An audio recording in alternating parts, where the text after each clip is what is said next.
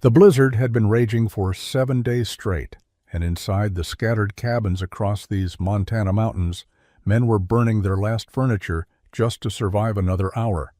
But in the cabin with the strange wooden arches, the fire had gone cold 3 days ago, and Matthias Brenner was sleeping comfortably in his shirt sleeves, while the temperature outside dropped to 30 below zero.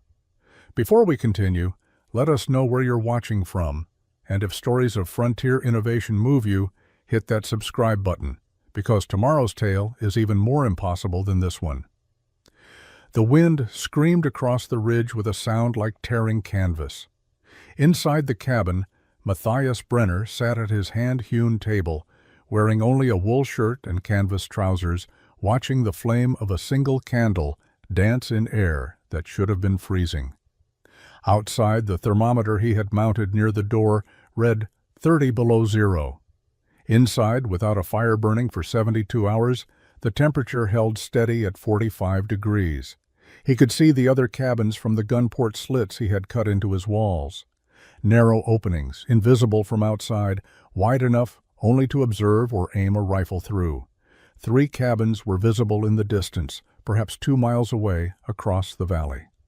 Smoke poured from their chimneys in desperate columns, gray against the white sky. He knew what was happening inside those structures. Men feeding fires constantly, burning anything that would catch, watching their fuel supplies disappear, calculating whether they had enough to survive until the storm broke. This was day 7 of the blizzard, the worst storm Matthias had witnessed in his 12 years in the northern Rockies. It had started as a typical March snow, the kind that might last a day or two, but something in the atmosphere had locked the system in place. The wind never stopped. The snow never ceased. The temperature never rose. Men were dying out there. He was certain of it. Matthias stood and walked to the eastern wall, pressing his bare hand against the logs. The wood was cool to the touch, but not cold, not frozen, not stealing heat from his palm. He moved deeper into the wall to where the massive buttress arches attached to the exterior.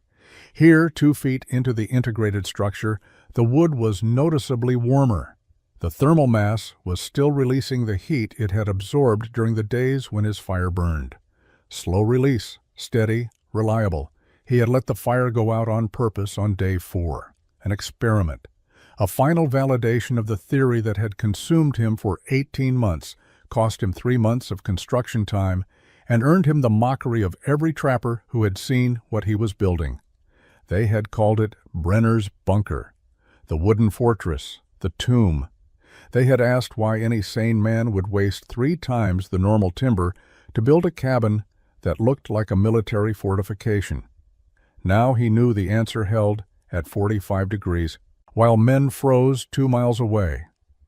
The candle flickered. Matthias returned to the table and opened his journal, the one he had been keeping since the winter of 1836. Since the winter, Friedrich died. Since the 5-day storm that had taken his brother and changed everything Matthias understood about survival in the wilderness. He turned to a blank page and wrote the date, March 19th, 1838. Day 7 of the storm, day 3 without fire, interior temperature 45 degrees, exterior temperature 30 below zero. The system holds. He closed the journal and looked around the interior of his cabin, 16 feet by 20 feet, low ceiling, barely 6.5 feet at the peak. Every surface overbuilt, over-engineered, designed not for convenience, but for one single purpose, to hold heat when heat meant the difference between life and death. Outside, the wind continued to scream. Inside, Matthias Brenner sat in shirt sleeves and waited for morning. Montana Territory, autumn 1836. The beaver were running thick in the tributary streams that fed into the Missouri River, and Matthias Brenner knew he and his brother had found the kind of location that trappers dreamed about. Remote enough to avoid competition, rich enough to make their fortunes in 3 seasons, accessible enough to survive. Friedrich spotted the site first, a natural clearing on elevated ground where 2 creeks converged. Good drainage, clear sight lines, dense willow thickets downstream, where beaver built their dams. He was grinning when he called Matthias over, that optimistic smile that had carried them from Pennsylvania to St. Louis to the edge of the known world. "This is it, brother. This is where we make our stake." Matthias studied the ground with his usual methodical assessment. Southern exposure for winter sun, timber nearby for construction, rock outcroppings for a fireplace, water close, but not so close that spring flooding would threaten structures. He nodded slowly. Friedrich was right. This was the place. They built their cabin in 4 days, working dawn to dusk with the efficiency of men who had built 3 previous winter shelters in the past 5 years. Select trees, fell them, limb them, drag them to the site. Notch the corners using saddle cuts, stack the logs, pack moss and mud between the gaps. Frame a door from split planks, hang it on leather hinges. Cut a small window opening, cover it with oiled rawhide. Lay poles across for roof supports, cover with bark, pile sod on top. By the 4th evening, they had a serviceable cabin. 12 feet by 14 feet inside, 1 door, 1 window. A simple stone fireplace Friedrich built in the northwest corner. Dirt floor packed hard. 2 sleeping platforms raised off the ground, pegs on the walls for hanging equipment. It was adequate. It was typical. It was exactly like 1,000 other trapper cabins scattered across the Rocky Mountains. Friedrich built a fire that first night, and they sat inside eating salt pork and cornbread, drinking coffee from tin cups. The cabin held heat reasonably well. Some smoke leaked through gaps in the chinking, but nothing serious. Some wind whistled through cracks around the door, but tolerable. The structure would keep them alive through winter. That was all it needed to do. 3 years, Friedrich said, staring into the fire. 3 good seasons, and we go back east with enough money to buy land, real land, not wilderness. Maybe find wives who don't mind that we smell like beaver. Matthias smiled despite himself. Friedrich always thought 3 years ahead, always saw the future as something bright and certain.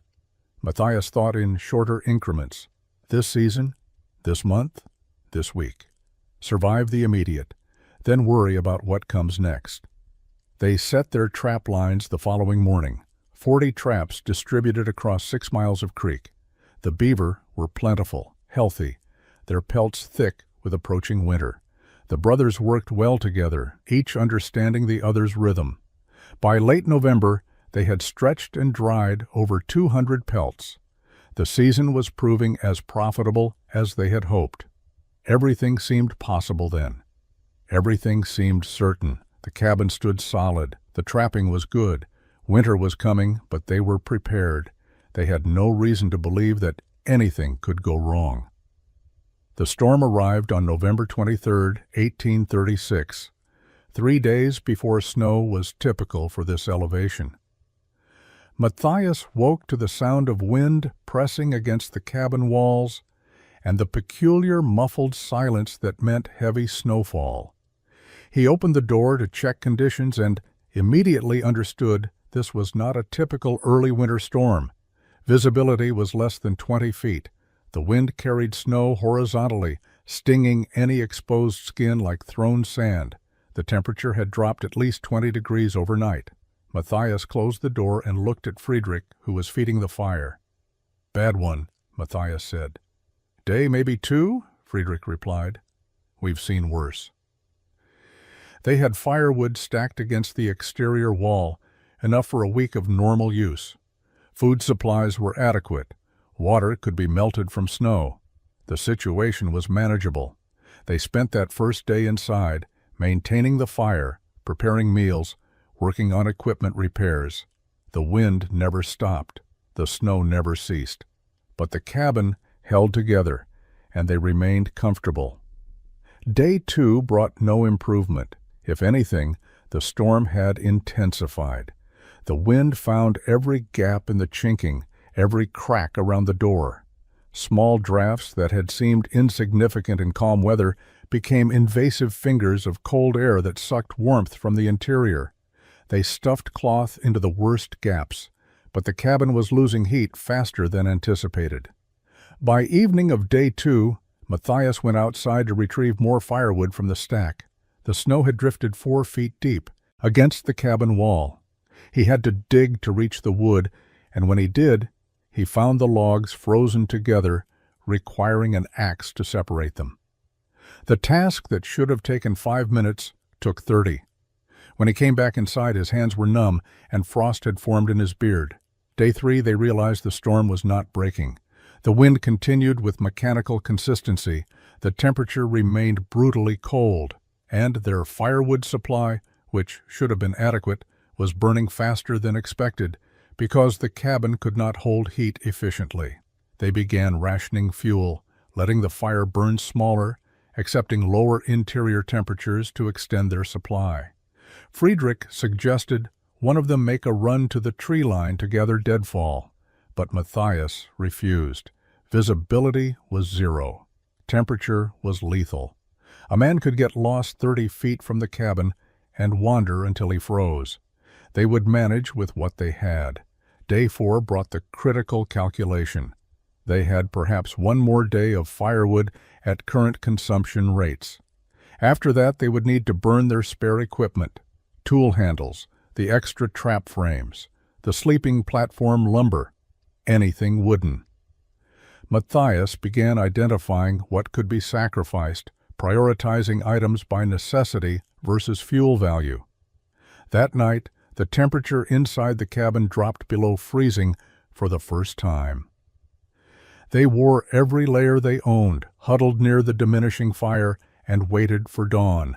Day 5 began with a sound Matthias would remember for the rest of his life. The crackling whisper of the last piece of firewood being consumed by flames that were already dying. They had burned everything, the spare trap frames, both sleeping platforms, 4 tool handles, the wooden pegs that had held equipment on the walls.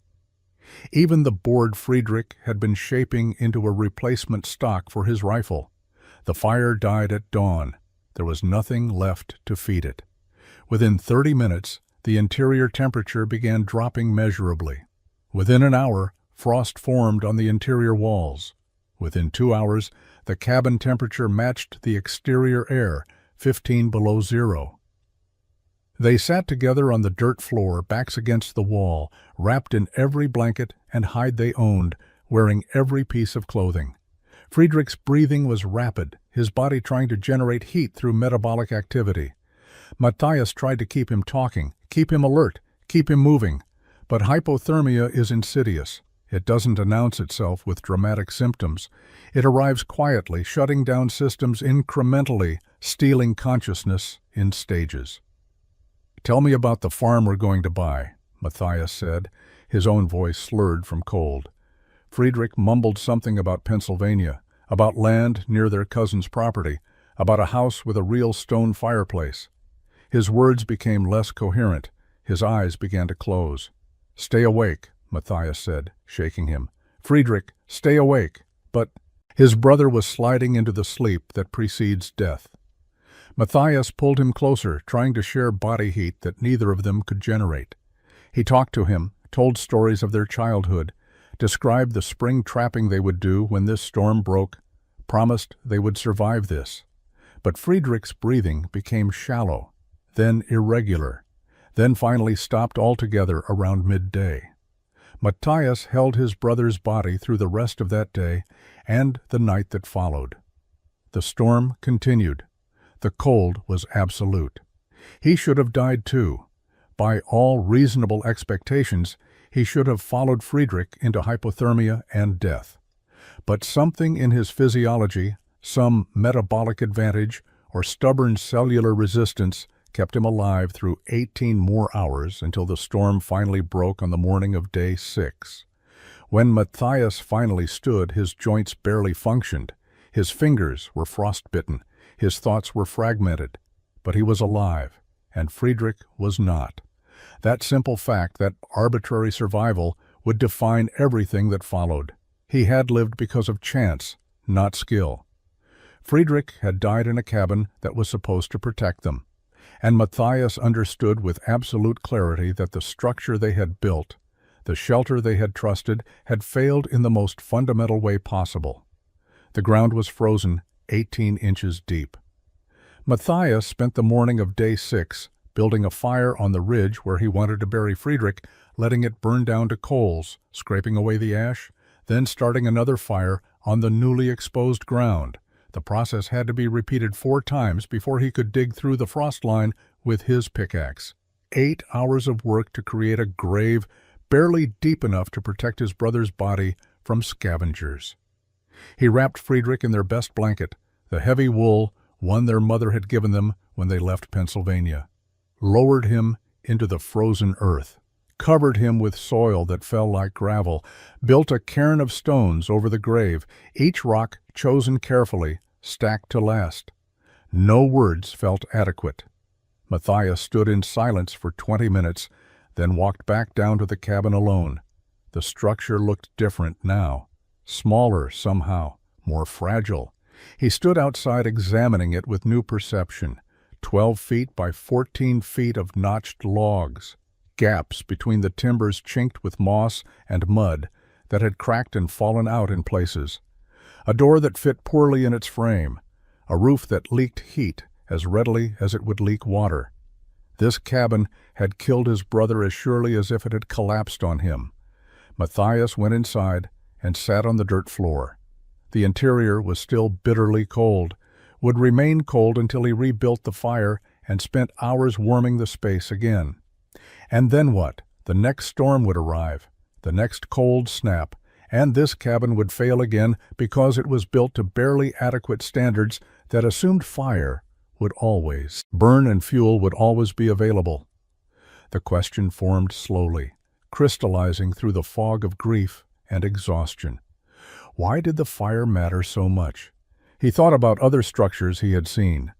Root cellars that stayed cool in summer and warm in winter without any active heating. Spring houses where temperature remained constant year-round.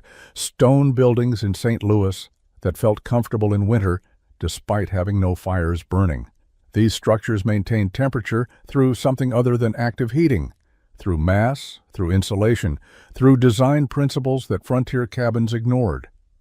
What if a cabin could hold heat the way a root cellar held coolness? What if walls could store warmth the way stone stored cold? What if the structure itself became a thermal reservoir that didn't depend on continuous fire? The questions consumed him. He should have left the mountains, should have taken his furs to St. Louis and returned to civilization. The trapping season was effectively over.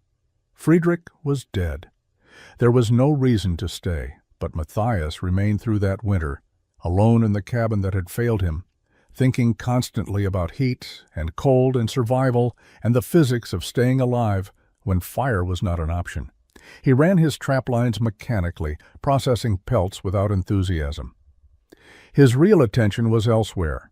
He studied the cabin obsessively, measuring how quickly it lost heat, noting where drafts entered, calculating the surface area exposed to wind. He visited other trappers' camps when travel was possible, examining their cabins, asking questions about cold weather survival, documenting close calls and failures. A pattern emerged. Every cabin was built the same way, fast, cheap, adequate. And every cabin failed the same way when conditions exceeded normal parameters. Between December 1836 and April 1837, Matthias visited 17 different trapping camps scattered across 200 miles of Montana territory. He traveled on snowshoes when the snow was deep, on horseback when conditions allowed. He told other trappers he was trading, looking for specific supplies, checking on acquaintances. The real reason was research. At each camp, he studied the cabins with obsessive attention. He measured wall thickness, typically 10 to 12 inches of log. He noted construction methods, almost always simple, saddle-notch corners with minimal chinking. He documented window and door designs, usually crude and poorly fitted. He asked about winter survival, about close calls, about men who had frozen. The stories were remarkably consistent. A trapper named Klaus Hoffman had survived 4 days trapped in his cabin during a blizzard by burning his furniture, his traps, And finally, the wooden support posts holding up his roof. The roof had partially collapsed, but he lived. A French voyageur named Gaspard Rousseau described watching his cabin temperature drop from comfortable to freezing in less than 3 hours after his fire went out. He had been forced to go outside in a storm to gather more wood or freeze to death inside. Matthias found 2 abandoned cabins where men had died. The structures were intact, undamaged. The men had simply run out of fuel during extended storms and frozen.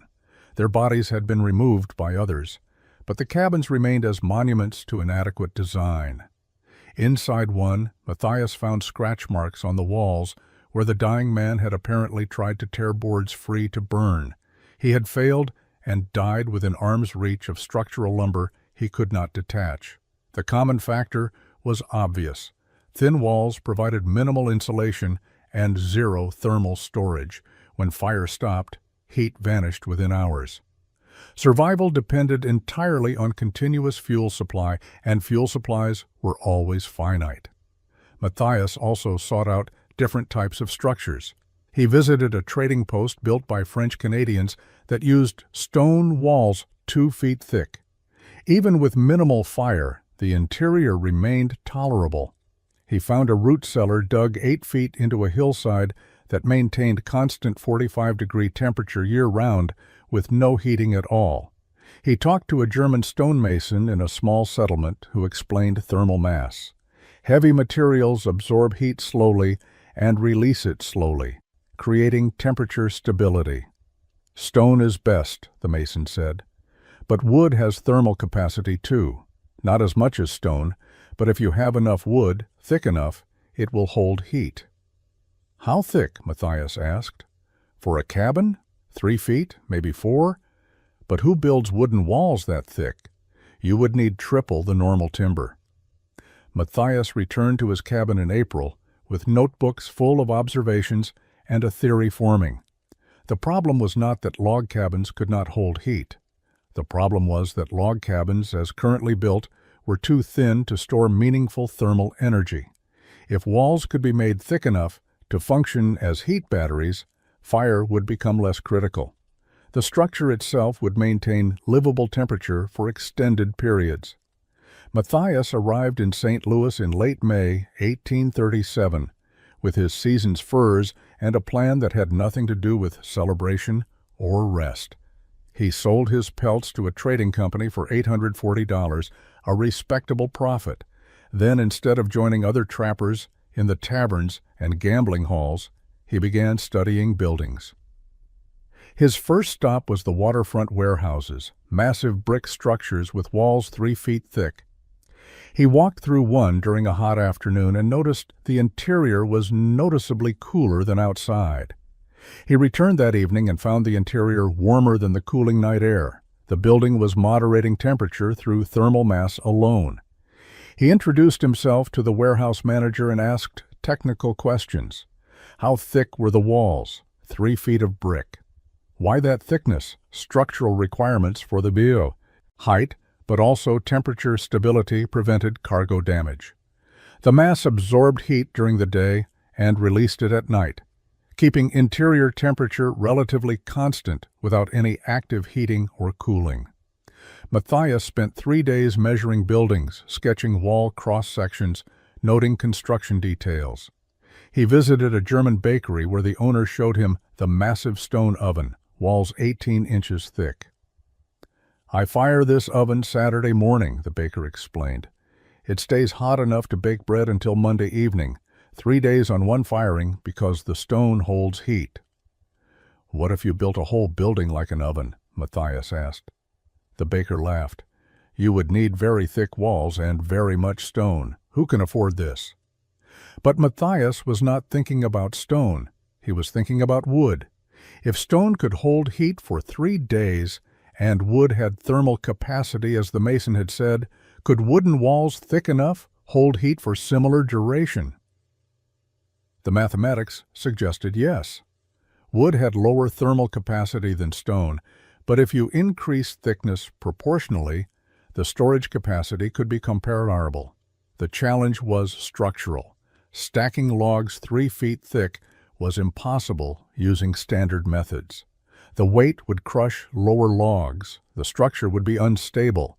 Traditional corner notching would not work at that thickness. He needed a different approach. He found the answer while watching a church being constructed. The stone walls were 2 feet thick at the base, but they were not solid stone all the way through. They had an inner wall and an outer wall with rubble fill between them. And crucially, they had external buttresses, massive angled supports that allowed the walls to carry the weight of the heavy roof without collapsing inward. Matthias studied the buttresses for an hour. They transferred load from the walls to the ground. They allowed the structure to support weight that would otherwise cause failure. Could the same principle work with wood? Build a standard log cabin, then attach external buttresses to create effective thickness without impossible weight on the wall logs themselves? He sketched the concept in his notebook, a 12-inch log wall with external buttress arches attached, angled inward, creating total thickness of 3 to 4 feet. The buttresses would be structurally integrated, pinned to the wall logs, creating a unified thermal mass. The church construction site became Matthias's classroom for the next week. He arrived each morning and watched the masons work, asking questions until the foreman grew accustomed to his presence. The buttresses were the key to everything. Massive stone supports angled at 60 degrees from vertical, leaning against the exterior walls at regular intervals. Each buttress transferred the enormous weight of the vaulted ceiling down to the ground, bypassing the walls entirely. Without the buttresses, the walls would bow outward and collapse. The foreman explained, the roof pushes down and out simultaneously. The buttresses counter the outward force and redirect weight to the foundation, basic principle of Gothic architecture, known for 600 years. Matthias understood the structural logic, but he was thinking about thermal applications the mason had never considered. If he built a log cabin with external buttresses, he could achieve 2 goals simultaneously. First, the buttresses would support additional roof weight, allowing heavy insulation layers without stressing the walls. Second, and more importantly, the buttresses themselves would add thermal mass if he integrated them properly with the wall structure. The key was integration. The buttresses could not be separate structures leaning against the cabin. They needed to be attached, pinned, unified with the wall logs so the entire assembly functioned as a single, thick barrier. Wood against wood, creating continuous thermal mass 3 feet deep. Heat would penetrate this mass slowly during fires, then radiate back slowly when fires died. The buffer would be enormous. He spent 2 days sketching designs in his notebook, standard 12-inch log walls for the interior structure, external buttress arches built from heavy planks, 12 to 14 inches wide, attached to the walls with iron pins, multiple layers of planks creating the angled buttress shape, each layer pinned to the layer below and to the wall logs, creating a rigid integrated assembly. Total thickness from interior wall face to exterior buttress face, 40 inches. The mathematics supported feasibility. If wood had thermal capacity of approximately 0.3 BTUs per pound per degree Fahrenheit, and if his buttressed walls contained roughly 3,000 pounds of wood per linear foot of wall, the structure could store over 900 BTUs per degree of temperature. A fire raising interior temperature 60 degrees above outside air would charge the mass with 54,000 BTUs. If the cabin lost heat at a rate of 2,000 BTUs per hour, which was conservative for well-built construction, the thermal mass could maintain interior temperature for 27 hours after the fire died. But the real advantage would come from reduced heat loss. The thick walls would slow conductive heat transfer dramatically, and the buttress geometry would deflect wind, reducing convective losses. Combined effects might cut heat loss to 1,000 BTUs per hour or less. At that rate, the charged thermal mass could maintain livable temperature for 50 hours, more than 2 days without fire. Matthias purchased supplies in St. Louis that raised eyebrows among the merchants: 80 pounds of square-cut nails, 20 iron brackets with bolt holes, specialized auger bits for drilling large-diameter holes through wood, a timber-framing chisel set, heavy chain for dragging logs. The merchants assumed he was building a permanent trading post or fort. He did not correct them. He returned to the mountains in late July 1837 with tools, hardware, and a design that no trapper had attempted before. Matthias returned to the site where Friedrich was buried and spent 3 days scouting locations within sight of the grave. He was not being sentimental. The location had proven itself during their initial autumn assessment. Good drainage, southern exposure, accessible timber, clear sight lines. Friedrich had been right about the site. The cabin they had built had been wrong. The new location needed specific characteristics beyond basic habitability. He needed high ground to prevent any possibility of flooding, which could undermine his foundation. He needed southern exposure to maximize passive solar gain during winter. He needed rock outcroppings within reasonable distance for fireplace stone. And, critically, he needed dense timber nearby because this cabin would consume 3 times the normal wood volume. He selected a spot 60 yards upslope from where the original cabin had stood. Slight elevation gain, better drainage, marginally better southern exposure. He marked the corners with stakes, laying out a 16 by 20-foot rectangle, larger than the previous cabin, but not excessively so. The interior space needed to be compact for heating efficiency, but large enough that thick walls would not make it feel like a coffin.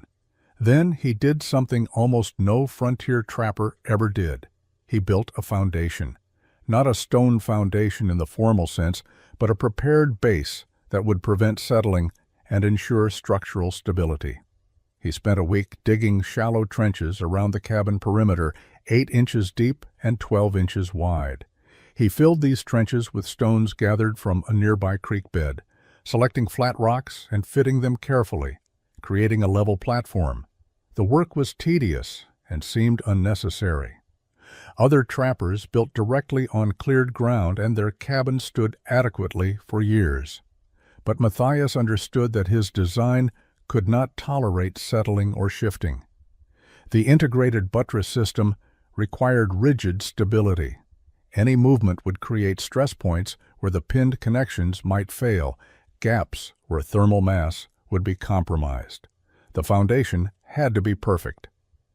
He used a level fashioned from a straight board and a weighted string to ensure the stone platform was truly horizontal. Adjusted rocks repeatedly until the entire perimeter sat within a 1/4 inch of level across its 20-foot length.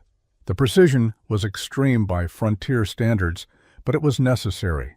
Everything that followed would depend on this foundation remaining stable. Other trappers passed through during this work. A Scots trapper named Hamish Campbell stopped for 2 days and watched with evident confusion. "You are building a foundation for a temporary cabin? This is work for a permanent house, not a trapper's shelter." "I plan for it to be permanent," Matthias replied, setting another stone. "Permanent? The fur trade is dying. Beaver are trapped out. Silk has replaced felt in hat making. In 3 years, no trappers will be left in these mountains." "Then someone else will use the cabin," Matthias said. He did not explain further. How could he explain that he was building this structure not for profit or convenience, but because Friedrich had frozen to death and the question of how to prevent that death had become an obsession that transcended economic logic? Matthias began selecting trees in August 1837 with standards that seemed absurd by normal trapping camp criteria. He walked through timber stands for days, examining individual trees, rejecting most of them.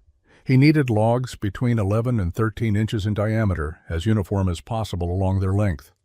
He needed straight grain with minimal twist. He needed trees without significant rot, damage, or excessive branching that would create weak points.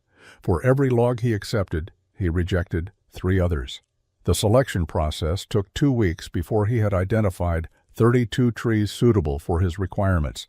He felled them carefully, working alone, taking time to control the direction of fall to prevent damage.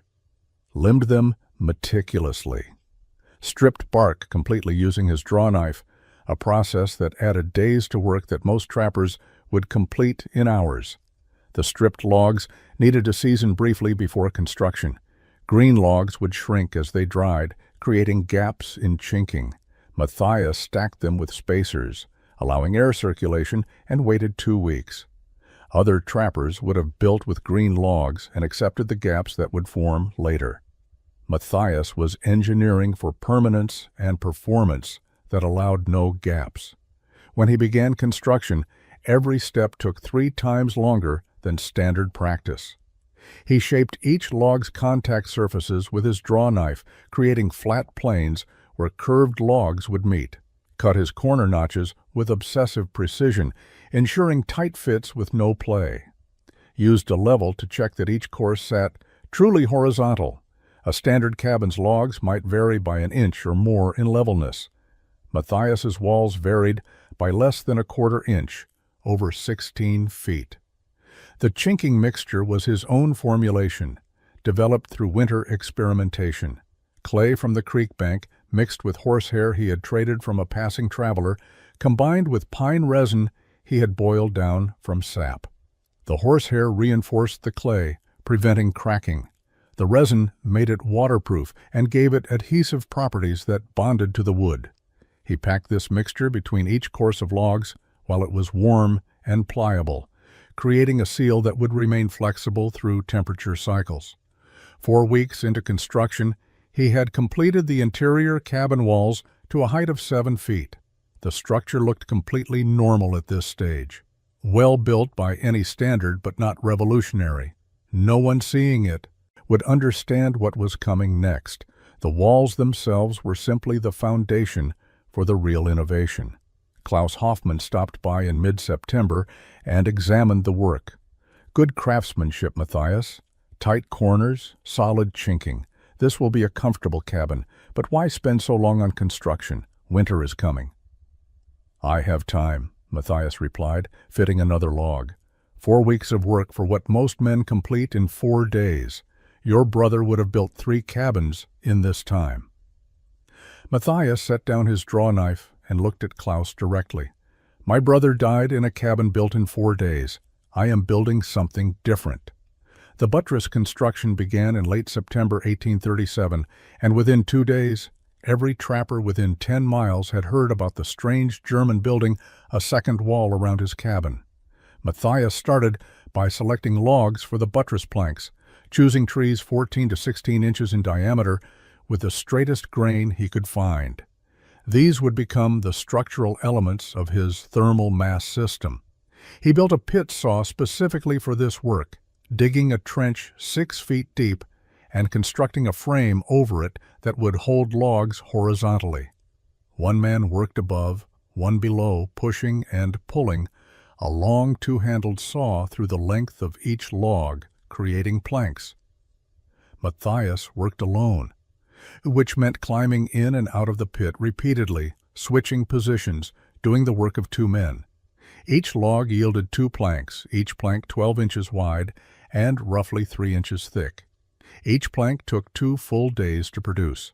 The first buttress arch took shape on the north wall. Matthias positioned the initial plank against the cabin wall at 60 degrees from vertical. The angle he had calculated would provide optimal structural support and thermal mass. He drilled holes through the plank and through the cabin wall logs, using his heavy auger bits, working from both sides to ensure alignment. Then he drove iron pins through the holes, connecting the buttress plank directly to the cabin structure. Each pin was hammered tight and the end peened over to prevent withdrawal. The second plank layer went over the first, offset so joints would not align. More drilling, more pins, connecting each plank to the one below and to the cabin wall. The assembly grew outward and upward, following the calculated angle, creating an arc that would eventually peak near the roof line. The work was brutally physical and required absolute precision. Every hole had to align perfectly or the pins would not drive. Every plank had to fit tightly against its neighbors, or gaps would compromise the thermal mass. Werner Schaefer arrived in early October and stood watching for an hour before speaking. "Matthias, what in God's name are you building? That is not a roof support. That is not a wall. What purpose does it serve?" "Thermal mass," Matthias replied, drilling another pinhole. "These arches will store heat." "Wood does not store heat. Stone stores heat." "Wood stores heat if you have enough of it. These buttresses add 30 inches of thickness to my walls. That mass will absorb heat from interior fires and release it slowly over days." Werner shook his head. "You are wasting timber. That wood could build 2 more cabins." "2 more cabins that will fail when the fire goes out," Matthias said. "I watched my brother freeze to death in a cabin that seemed adequate. I am building something that will not fail." "It looks like a fortress, like you expect to defend against an army." "I am defending against cold, which kills more men in these mountains than any army." Other trappers came and went, offering similar observations. The work was excessive. The design was bizarre. The time investment was irrational. Matthias ignored them and continued pinning planks, building his thermal battery layer by layer. October passed in a rhythm of repetitive precision. Cut planks. Position them. Drill holes. Drive pins. Each buttress arch grew incrementally, the angled surfaces taking shape like wooden wings extending from both sides of the cabin.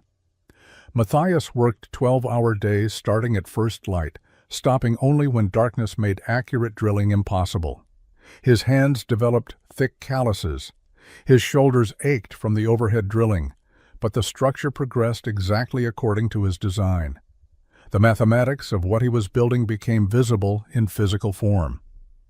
Each linear foot of wall now contained roughly 3,000 pounds of wood, counting both the interior cabin logs and the external buttress planks.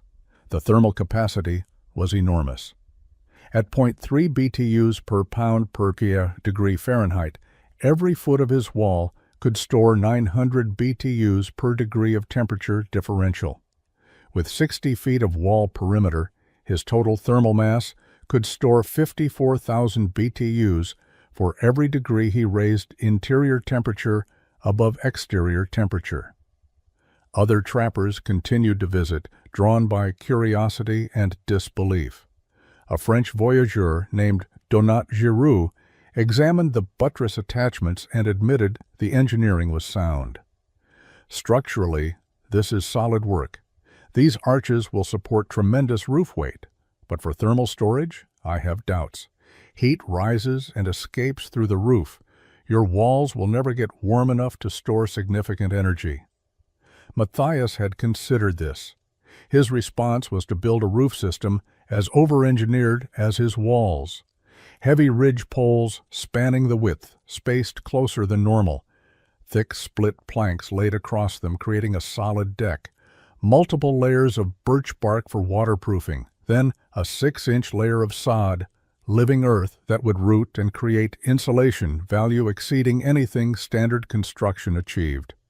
The roof would be heavy enough that standard walls would struggle to support it. His buttressed walls would carry the load easily. By late October, both buttress arches were complete. The cabin looked profoundly strange, a normal log structure at its core, but flanked by massive angled wooden barriers that made the whole building appear fortified. The low profile and thick walls gave it a bunker-like appearance that invited the nicknames other trappers immediately assigned: Brenner's Fortress, the Wooden Bunker, the Tomb. Klaus Hoffmann returned in early November and walked slowly around the completed structure. "I have never seen construction like this. It is either genius or madness, and I cannot determine which. How long did this take you?" 14 weeks from foundation to completion, Matthias said. 14 weeks. Most men build a cabin in less than a week. Matthias, you have invested an entire season in this. Was it worth the time? "I will know when winter tests it," Matthias replied. "If this cabin holds heat the way I calculate it should, every hour I spent building it was worthwhile. If it fails, Then I wasted 14 weeks and learned that my theory was wrong. Either way, I will have an answer. And if your brother had lived, would you have built this? Matthias looked at the cabin, at the massive buttresses, at the structure that represented months of obsessive work. No, he said quietly. If Friedrich had lived, I would have built a normal cabin and never questioned whether better methods existed. His death taught me that adequate is not sufficient. The door and entrance presented unique challenges that Matthias addressed in November 1837. A standard door mounted in a standard frame would create a thermal breach through 40 inches of carefully constructed mass. Every time the door opened, heat would pour out through the gap. The solution required rethinking what an entrance meant. Matthias's design created a tunnel rather than a doorway. The entrance penetrated the full depth of the buttressed wall, creating a passage 6 feet long from exterior opening to interior door. The tunnel walls were extensions of the cabin structure, log and plank, creating an enclosed space that would trap air and create a thermal buffer zone. He began by framing the outer entrance with heavy timbers, creating what appeared almost like a shrine or decorative portal. This frame served practical purposes beyond aesthetics. It supported the buttress planks above the entrance opening and created a defined threshold that would prevent snow accumulation from blocking access. The frame extended 18 inches beyond the buttress face, creating a small covered area where someone could pause before entering the tunnel. The tunnel itself was just wide enough for a man to pass through comfortably, approximately 30 inches across. Matthias lined it with split planks, creating smooth surfaces rather than leaving rough log ends exposed. The narrowness was intentional. Less volume meant less heat loss. And the length meant that cold exterior air would warm slightly as it traveled through the tunnel, reducing the temperature. Shock when the interior door opened. The interior door was built with the same obsessive attention to detail that characterized the entire project. Matthias selected dense pine and shaped thick planks using his draw knife, creating boards 3 inches thick with tongue and groove edges that interlocked. He assembled 7 planks into a door that weighed nearly 90 pounds, but was rigid enough to support its weight without warping. He reinforced the door's interior face with his iron brackets, mounting them in an X pattern and bolting them through the planks. The brackets added minimal weight but enormous rigidity.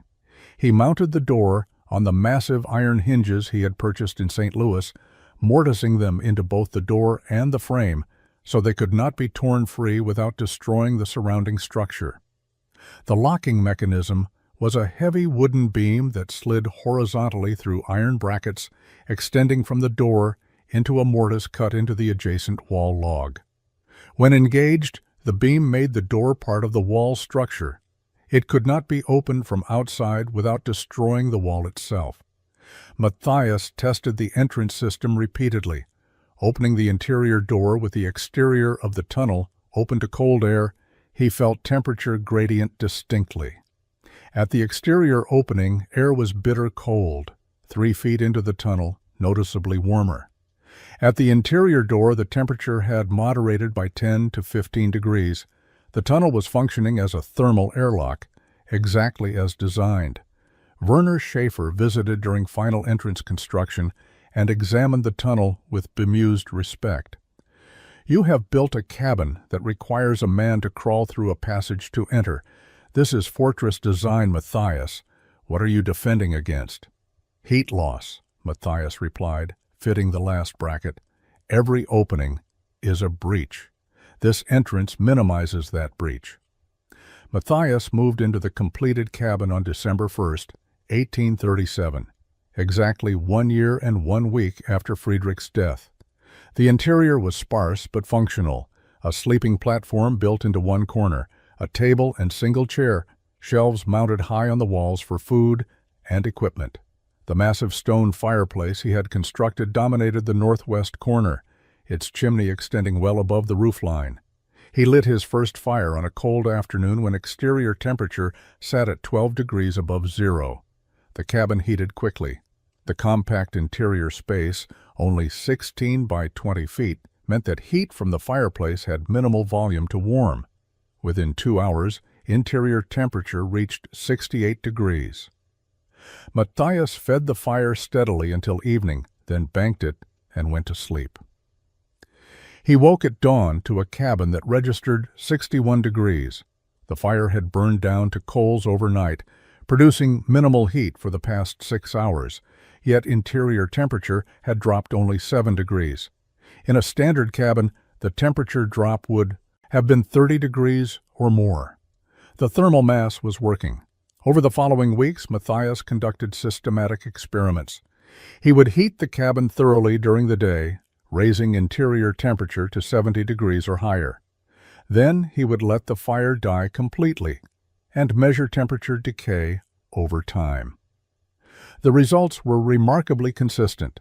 The cabin lost approximately 1 degree per hour after the fire went out. At that rate, starting from 70 degrees with exterior temperature at 10 degrees, the cabin would remain above freezing for more than 30 hours without any fire at all. Standard cabins lost heat 5 to 8 times faster. The difference was not marginal, it was transformative. A trapper caught in a storm without adequate firewood would freeze to death in a standard cabin within hours. In Matthias's cabin, he could survive comfortably for more than a day, and survive period for several days, even without fire.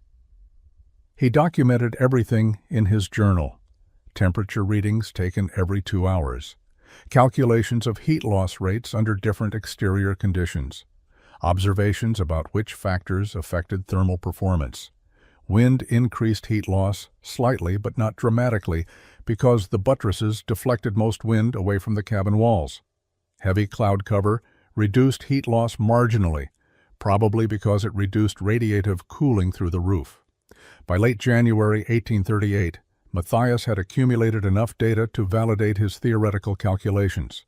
The cabin performed slightly better than his conservative estimates. Actual heat loss averaged 0.9 degrees per hour compared to his projected 1.0. The difference seemed minor, but meant his thermal reserve was 10% larger than calculated. Klaus Hoffmann visited in February and spent an evening inside. "The cabin is comfortable," he admitted. "Warmer than mine with a smaller fire. But you still need fire, Matthias. You have not eliminated the fundamental dependency." "I have reduced it," Matthias replied. "In your cabin, if fire dies, you freeze within hours. In mine, I have days to respond. That difference saves lives." Theoretical lives. Has this cabin actually saved anyone? "Not yet," Matthias said. "But it will. Eventually, a storm will come that tests this system fully. When that happens, we will know whether 14 weeks of construction was worth the investment." Werner Schaefer's cabin sat 8 miles northwest of Matthias's location, built the previous summer using standard construction methods. 4 days to build, adequate chinking, serviceable door and window. Werner was a competent trapper, careful with supplies, experienced enough to anticipate normal winter challenges. But normal winter challenges were not what arrived in late February 1838. The storm came with little warning. Temperature dropped 20 degrees in 6 hours. Wind picked up from the north, steady and brutal. Snow began, falling heavily by afternoon. Werner secured his cabin, brought in firewood from his exterior stack, and prepared to wait out what he assumed would be a 2-day storm. Day 1 passed manageably. He kept his fire burning, maintained comfortable interior temperature, rationed firewood conservatively. Day 2 brought no improvement in conditions. The wind intensified. Snow continued without pause. He began burning hotter to compensate for increased heat loss from wind. His firewood supply diminished faster than planned. Day 3, he realized he was in serious trouble. His firewood was nearly gone, and the storm showed no signs of breaking. He made the decision to go outside to gather deadfall from the nearby tree line, a dangerous choice, but seemingly necessary.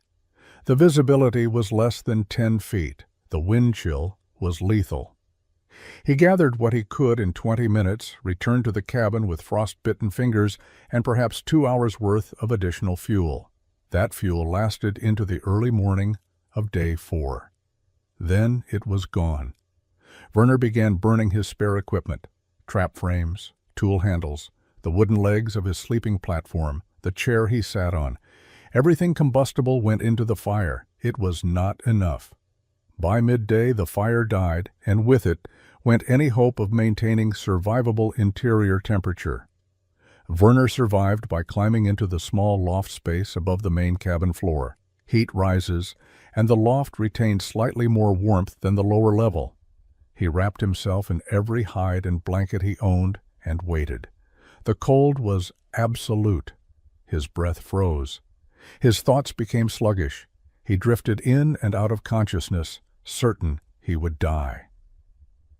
The storm broke on the morning of day 5.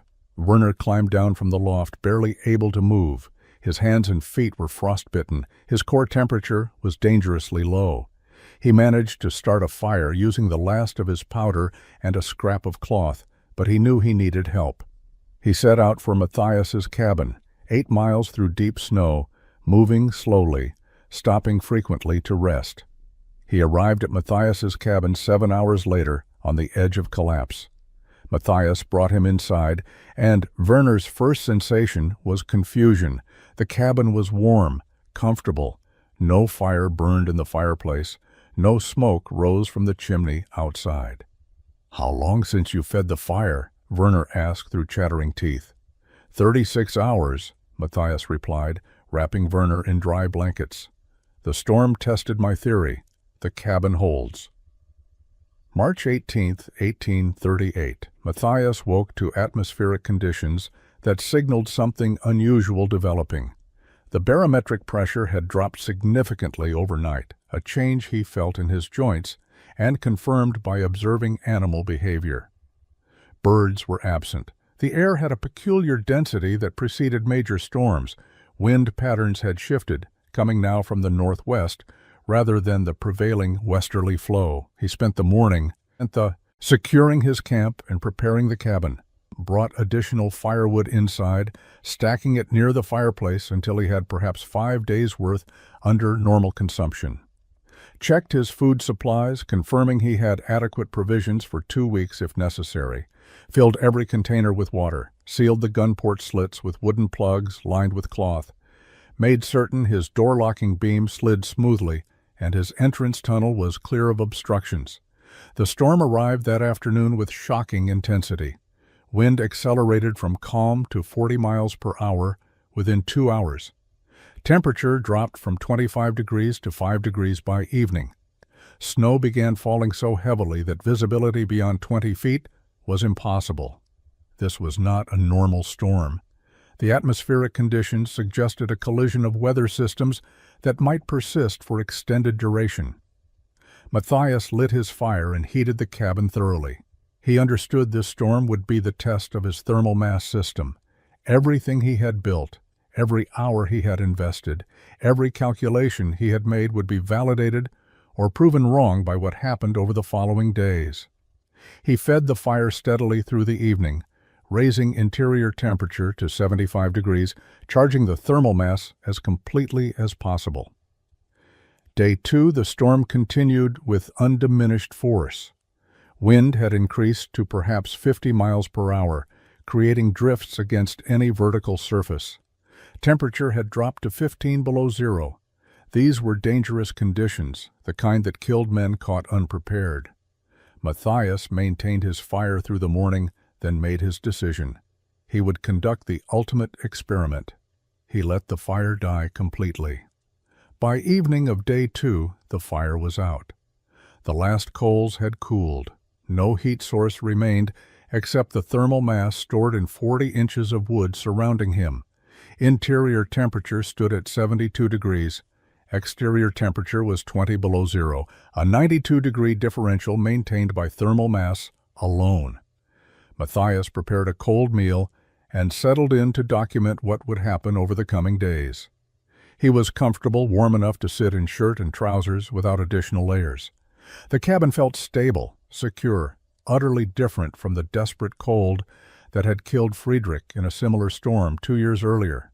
Through the gun port slits, he could see distant cabins, faint lights suggesting fires burning constantly. He knew those men were feeding flames desperately, burning everything they could find, praying their fuel lasted until the storm broke. He was conducting an experiment that would either validate months of obsessive work or prove that his theory was catastrophically wrong. The storm howled outside. Inside, Matthias sat in warmth purchased by thermal mass and recorded the temperature. 72 degrees and holding.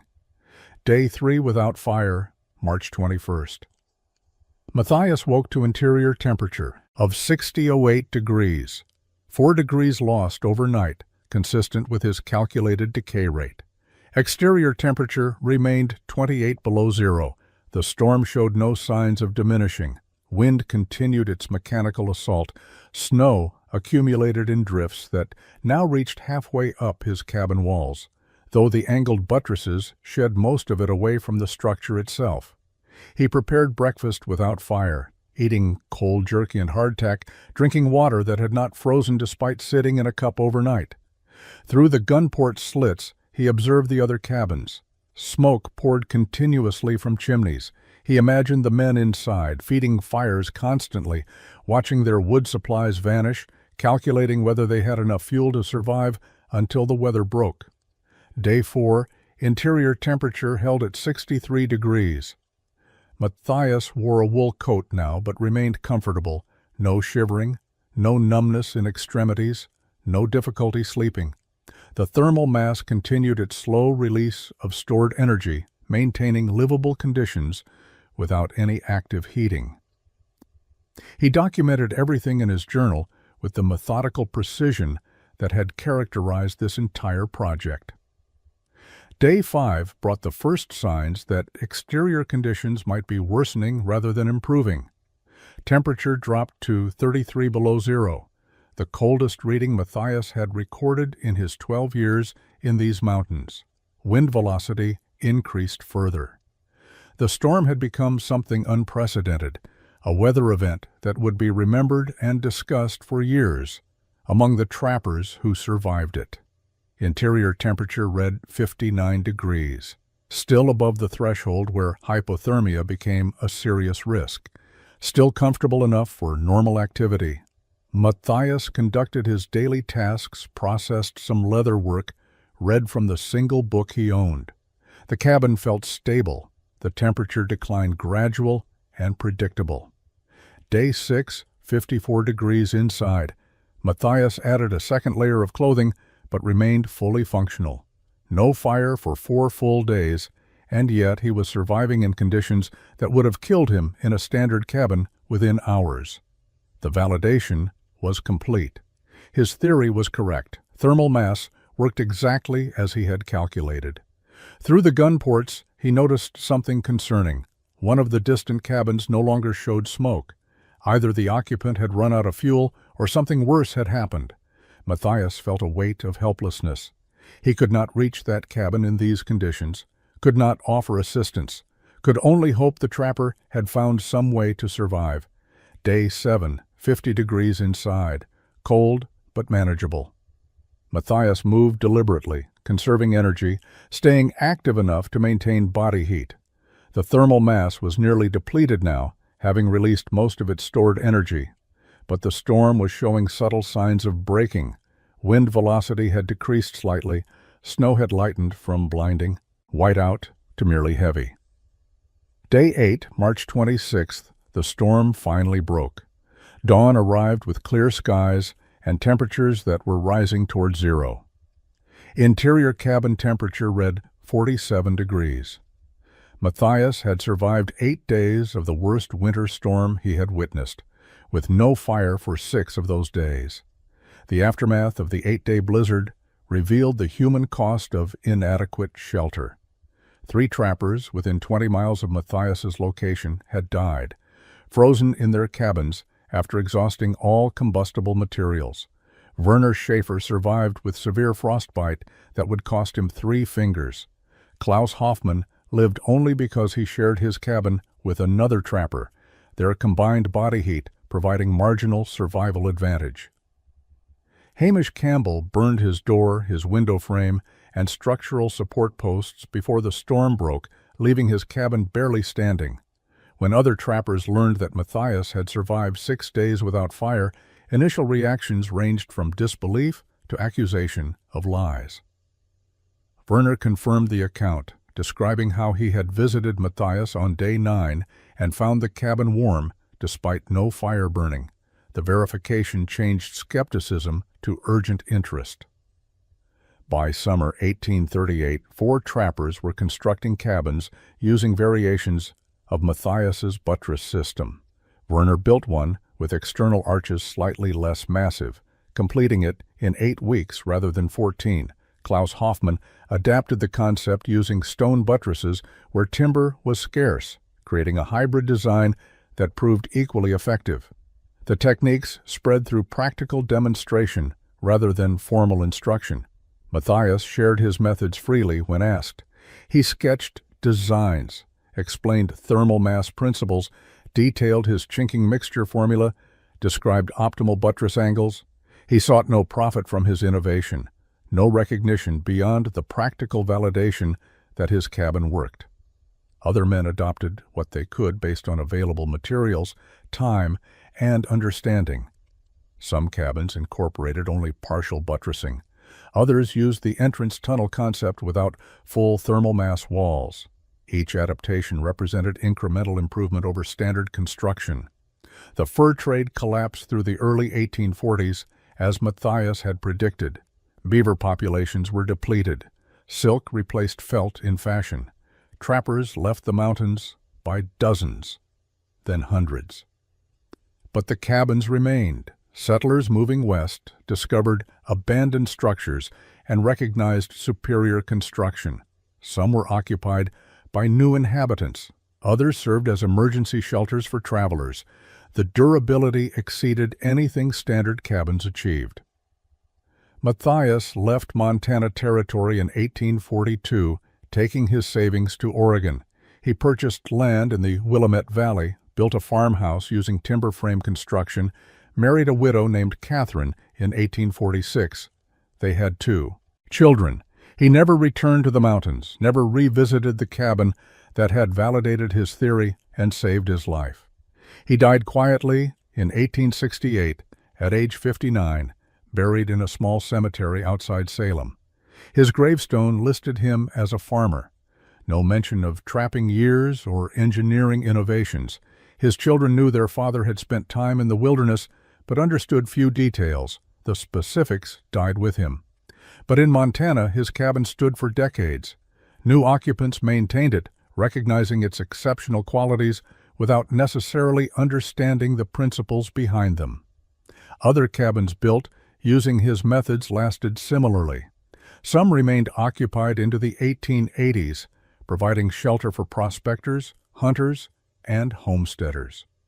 The phrase 8-day cabin entered frontier vocabulary as shorthand for construction that could withstand extreme conditions. The specific attribution to Matthias Brenner faded, but the concept persisted. His innovation spread because it solved a fundamental problem and required no proprietary knowledge to replicate.